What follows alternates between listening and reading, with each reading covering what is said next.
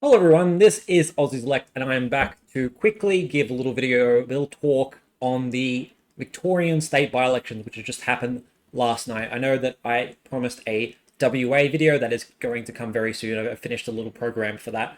So we had some pretty dramatic results last night at the Victorian. I mean, it's not too weird to have dramatic results at a by-election because by-elections do usually present some weird results.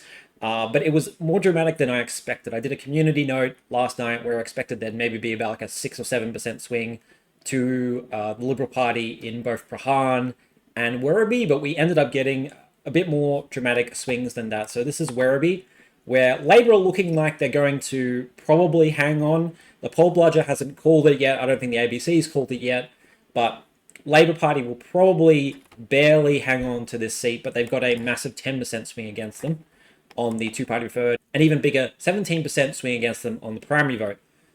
The thing that a lot of people are noting is that the Liberal primary vote is actually not up much higher, but a lot of people who would have voted for Labor first at the most recent state Victorian election looks like they have preferenced the Liberals over Labor. So as you can see, the preference flows have swung a bit towards Labor, but you would expect that because the Labor vote has dropped so much. The fact that Labor hasn't picked up the preferences that they've lost from the primary vote is what's really killing them here. And you've had some very interesting results. So this guy called Paul Hopper managed to get 15%. You got the Victorian Socialists getting 7.3%. You got the Legalized Cannabis Party getting 5.5% back, so I believe both of them will be getting electoral funding from this. You also got Family First here getting 4.4%, so they'll also get electoral funding. And then you got the Greens here, which only went up 1%, which is really interesting. It definitely shows that there's a very much an anti-all sort of recognized parties swing here. I mean, the Liberals did go up a little bit, but you would probably expect the Liberals would go up a bit more. The turnout, I don't think it's going to be close to 100%. I think maybe it's going to get up to maybe like 80%. The turnout's even worse in Prahran, which we'll get to in a second. But yeah, there was some big swings for both Victorian Socialists and the Legalised Cannabis Party and Independents. And the Greens had this like little pathetic 0.8% swing. It looks like Labor have done better on the actual like on the day polling booths as opposed to the postal votes and the early votes where the Liberals were ahead on the two-party preferred, which is pretty normal. And this is what it looks like by polling booth on the two-party preferred. Now, the first result that came in was from here, Little River, which is quite uncharacteristic of the electorate because it's like way over here while everything else is over here. And this actually got, I think, maybe the highest swing in the electorate, with about a 16% swing on the two-party preferred. While these, the closer you got basically to Werribee, this sort of Werribee city centre, the less the swing was. There definitely was a swing everywhere, but sort of the further away you got, on average, the higher the swing was. But in Werribee itself, there was only about a 3% swing to the Liberals on a two-party preferred. And as you can see here, the Liberal Party vote is actually down in sort of central Werribee. So what this tells us is, what I think anyway, is the parts of the electorate which are sort of more ethnically diverse, the less sort of like white people in the electorate, the more it's kept with Labor, and the more sort of ethnically Caucasian people are, the more it's swung to the coalition. That's what I'm taking from this, because Little River is different from the rest of this area. So this area here, Werribee, it's quite diverse. But if you look up the census data for Little River, you've got here, which is like the sort of the greater area. If you go down to Ancestry, you get a pretty high sort of Caucasian background. If you look at the sort of more central Little River, you get an even sort of more Caucasian European background. But if you look at the suburb of Werribee, you seem to find a much more diverse background. So my sort of thesis on Werribee is that it shows an indication that the more diverse outer suburban areas are swinging to the Liberal Party, are swinging towards the coalition, but these Caucasian areas are swinging even more towards the coalition. That's what I can take away from this.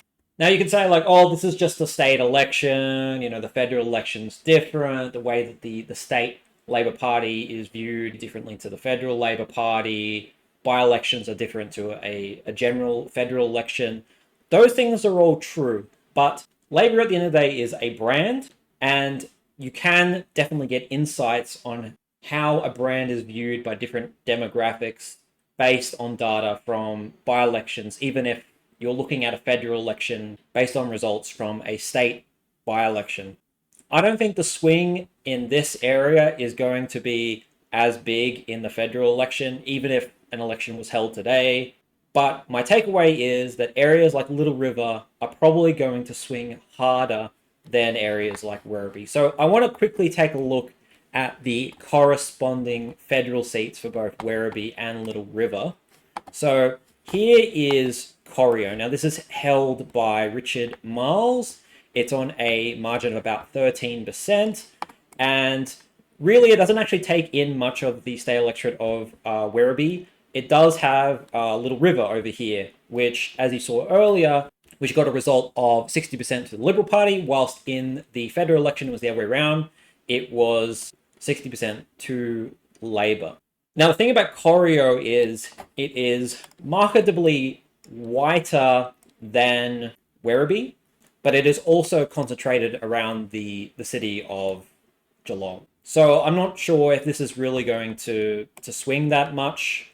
I'll also know that Corangamite is down here. I'm not going to talk about Corangamite in this video, but that is one that I feel like the Labour Party definitely have to worry about, because it is sort of in a similar area. It's probably a bit different demographics. I want to talk about the other electorate that this encompasses, which is more of a sort of a representation of Werribee, which is Layla. There's a highly diverse division. As you can see here, there's a lot of South or Central Asians living in this electorate, as well as some other things. And this is on a margin of 63%. It also has a lot of mortgages. I don't think that the Labour Party are going to lose this seat. I definitely think they should be a little bit worried, but the margin is really big. It would have to be a very big swing. As I said, by-election swings are usually more than like general election swings. The by-election swing was about 10%. I don't think it's under threat. I do think this is also the kind of electorate that I don't think the Liberal Party are going to be picking up much primary votes here. It's going to be people like the Victorian Socialists and maybe legalized cannabis if they run or something like that. Legalized cannabis really needs to just put in like 150 like candidates at this point in time, because like they could make a lot of money if they just ran in every seat, in my opinion. But the seat that doesn't actually encompass, I don't believe, any of Werribee, that I think this has the most ramifications for, is the seat of Hawke. This seat is only held on a 7.6% margin.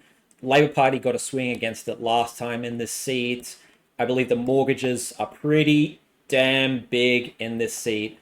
And this seat also it's not quite as white as Corio, but it does hold that sort of mixture, the diversity that you would have seen in the Werribee state by-election. Also, like Little River, but unlike most of Corio, this is sort of like what the experts call peri-urban seat, or sort of what I've said before is sort of like a mixture of a outer suburban and a regional seat, sort of somewhere in the middle. It's actually right next to McEwen, which I also think is basically gone at this point for the Labour Party. That's on an even smaller margin than this, and it's also a pretty similar demographic to this. But yeah, there are some parts of Hawke which actually the Liberal Party won last election, such as this place in Toulon Vale, but most of it is 54s, 57s, 59s, 58s, and as I said, it's on a 7.6% margin. So this is the kind of seat I think Labour really needs to start worrying about at this point, and I think it's definitely under threat. And this is the kind of seat that Dutton is looking at chasing if he wants to get majority government without having to win back any of the teal seats. Before we move on to Prahran, I just want to look at this map by the ABC, and I believe Redbridge was a part of it too, which shows basically household stress. As you can see here, Corio. Now, this is another reason why, maybe Labour actually should be worried about Corio, it's pretty bad. Mortgage stress is 64%, rental stress is 88%, household stress is 76%. It's actually the worst in Western Melbourne. Hawke is also pretty bad. Corangamite, which we've seen as a possible one that could go to the Libs based on the most recent MRP, has quite a bit of rental stress, not so much mortgage stress, and sort of household stress is sort of about 50%. For the record, McNamara, definitely a rental stress place, and Goldstein, rental. Kooyong, also rental stress. So, I mean, like this whole map, I mean, I haven't actually talked about this yet at all, but it basically just shows the whole country, apart from a few like little patches like Eden, Monaro, Capricornia, and especially Kennedy. Kennedy's doing all right actually, but most of Australia is feeling some real economic pain at the moment, and this is most pronounced in these dark areas, which includes Corio. So Richard Marles might be actually in the fight of his life to retain that seat, and this also sort of matches up with Little River, where there was the biggest swing. But Hawke is definitely in the section where this household stress is a problem. And I think the margin and demographics are at a point where Labor really should be worried. Corio, Richard Marles might be saved by his very high margin, maybe some personal vote as well. So I want to get on to talk about Prahran. The Liberals have actually won this. This is probably a much bigger surprise than the massive swing against Labor in Werribee. It wasn't really talked about much. Most people thought the Greens would hang on to this seat. There wouldn't be this like massive Greens swing, but there has indeed been a 14% two-party preferred swing against the Greens in Prahran, and the Liberals have managed to pick it up. The Greens vote didn't increase by much. They just didn't get like many preferences. Look at this, preference flows 35% to the Liberals, and I think part of that is an independent who ran called Tony Lupton. He's like a former Labor MP for the seat, and he basically said that the Greens are extremists. On his out of vote card, he preferenced the Liberals above the Greens. So I think like that absolutely contributed to the Liberal Party's win here. So if you look at the booth results, it looks like, Greens should maintain the seat because there's a lot of places here that still have a two-party preferred Greens. But I believe that this here, Hawkesburn, this booth has just a lot of people voting in it. And I guess there's also like pre-polls and postals and stuff like that, which I'm not sure if that shows up on this, but regardless, the Greens got a big swing against them everywhere. Like here, like they still maintain the two-party preferred, but they got like a 17% swing against them. Here, like an 11% swing against them. Here, that was an 8% swing. This one is about a 14% swing.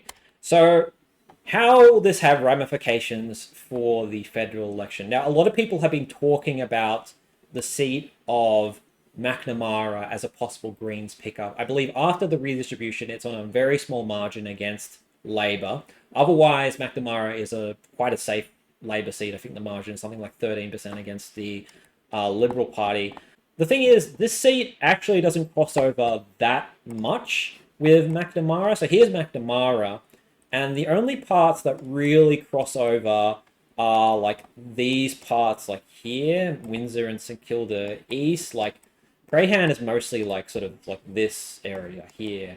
And some people are talking about like the Jewish vote having an impact on this by-election. So Jews who are upset with the Greens about their support for Palestine and Gaza, and also like their support for the Liberal Party, their like strong stance against anti-Semitic attacks. The theory is that these Jewish voters are swinging massively to the Liberals as opposed to the Greens. I'm not sure how much of this theory is true. The big sort of Jewish population is around this area here in McNamara. That area is actually not in Prahran. Like, as you can see here, it's in a different electorate. So there is quite a bit of a Jewish population in St Kilda East, but here the Liberals only got a bit of a swing towards them, and the Greens actually got a bigger swing towards them on the primary vote, at least. I know the Greens definitely lost on the two-party preferred here. Another area is maybe here in Windsor, where there was like a bigger swing towards the Liberals. So my sort of like takeaway is it's maybe inconclusive, and maybe the better conclusion is that these sort of like wealthy inner city. A lot of these areas have like quite a big Chinese population and stuff like that, and like yeah, definitely an ethnic population. Those are the areas that are actually swinging a fair bit towards the Liberal Party as opposed to the Greens. We don't really know how Labour will do because Labour wasn't in this by-election. They didn't contest. It's a possibility maybe Labour will do much better against the Liberal Party. I don't really know. So quickly on the matter of Kooyong and Goldstein, I can't really say if this will show anything in like a teal versus liberal battle either. Like Prahran is like around here. I mean, I guess it's like a similar demographic, but you know, teals have a different brand to greens. And by the way, Goldstein is like down here. So it maybe shows that like the teals are in a bit of trouble, but again, they definitely have a different thing going on than the greens. At least that's my opinion. But it looks like if the greens are wanting to sort of like win these areas like St Kilda East, which are in McNamara and Windsor and stuff like that. If we go back to here, they're here. If the Greens want to win in parts of McNamara, this is not a good showing for them at all. This is pretty bleak for them, and they basically need all the help they can get in McNamara. Like, I know a lot of McNamara is around this area. Maybe there's a lot of like renters in this sort of area. Maybe the Greens will do a bit better in this area, but like if we look at the last federal election, the areas where the Greens did really well was actually in areas like St Kilda, here in Dugan, like around the areas which are in Prahran. The areas that are like either in Prahran or like quite close to Prahran are the areas where the Greens actually did quite well. For some reason, I can't access that booth. I don't exactly know why. So the vibe I'm getting is like maybe the Greens can do something with Wills because it's definitely a different demographic. But with the sort of McNamara demographic, yeah, this isn't looking good for them. And I think what this means is that the Labour Party are almost certainly going to hang on to McNamara. I don't think the Liberals are going to win McNamara. I don't think it's the kind of demographic that would necessarily swing to the Liberals against Labour. Necessarily, I don't know, but I don't think necessarily it would. I know Josh Burns is also pretty popular as well. But I will also mention that in this seat, the Liberal Party primary vote, I mean, it's not definitely a huge endorsement of the Liberal Party either. A lot of votes went to the minor parties. I know that the turnout for this electorate is also pretty bad as well. So it could just be that a lot of Greens voters stayed at home. Maybe they didn't hear about the by-election. Maybe they don't care. Maybe they're apathetic. It could just be in response to the scandal of the Greens member who resigned, which spawned this by-election. It could just be people reacting to that and saying, no, we disapprove.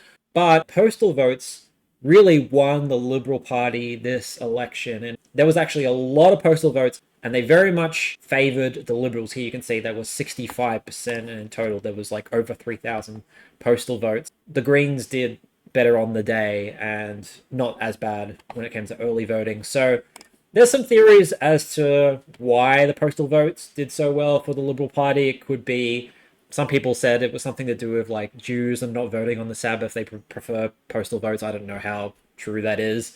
It could be that the Greens sort of had a late surge, or some people voted early. They voted by post, and then later on people decided that they preferred the Greens. Maybe something to do with the stuff going on with Donald Trump and Gaza. I don't really know. But postal votes won the Liberals for Prahran, and postal votes are probably why the Paul Bludger originally called the seat for the Greens on the night, but then later changed it to a Liberal gain. Just to show you, there was a 18% swing on postal votes as compared to the state election, compared to on the votes on the day and early, which was only about a 14% swing. So yeah, postals definitely did swing a little bit towards the Liberals. It's definitely not the kind of result that the Greens would have wanted. It's not the result that I expected. I thought it was actually going to be about a 56-44 towards the Greens. So I feel pretty out of touch with how Victorians feel. From what we can see from both this by-election and the Werribee by-election, there definitely is an anti-left swing going on in Victoria. We can definitely see it. It's maybe not quite as bad as some people would have expected it to be, especially against the Labour Party. Some people were expecting that Labour might actually lose the seat. I mean, they still might, but it will be by a hair. It won't be like a complete blowout. It's not like the kind of results we saw in some of those Queensland by-elections where Labour got absolutely trashed. So I think it has put the Labour Party absolutely on notice, and it has made Labour quite weak in seats like Hawke. It's made them have to worry about seats like Corio. But I really think this is going to disenfranchise the Greens the most, because this is a huge setback for them. They did also lose a seat in the Queensland state election. Still got a massive swing against them in Balmain in New South Wales. But they did pick up Nightcliff in the Northern Territory. That's the biggest sort of good news for the Greens lately. But some could argue that that was sort of like a really progressive seat. And it was more sort of people kicking out the Labour Party more than it was an endorsement of the Greens. So I think the Greens at this point should probably give up on McNamara. I think they should focus on Wills. Maybe they should even focus on maintaining Melbourne at this point. But I mean, there's probably a different demographic. There may be Melbourne, they're more sympathetic to like their really strong stance against the war in Palestine. But I think commentators have also mentioned things like the Greens' opposition to the housing reforms that Labour were doing, and also the Greens' allyship with the CFMEU, which I think is particularly toxic in Victoria. Those could be reasons that have contributed to this Greens loss. And so I guess my best advice for them would be to return to talking about your housing policies and how they differ to Labour's, and maybe, I mean, I think it'd be hard for them because of what's happening with the US president at the moment, but maybe lay down on the Gaza stuff. I don't know if that's even possible for them. Maybe that would just seem like too much of a 180 if they tried to sort of, if they tried to tone down on that. But winning McNamara, I think it's unlikely. So at this point, Hawke is looking really dicey for the Labour Party, and I thought it was a possible loss before, but now I'm looking at it and I'm thinking like, wow, Labour are in trouble here. And so I think we'll get a lot more attention put on the seat from now on.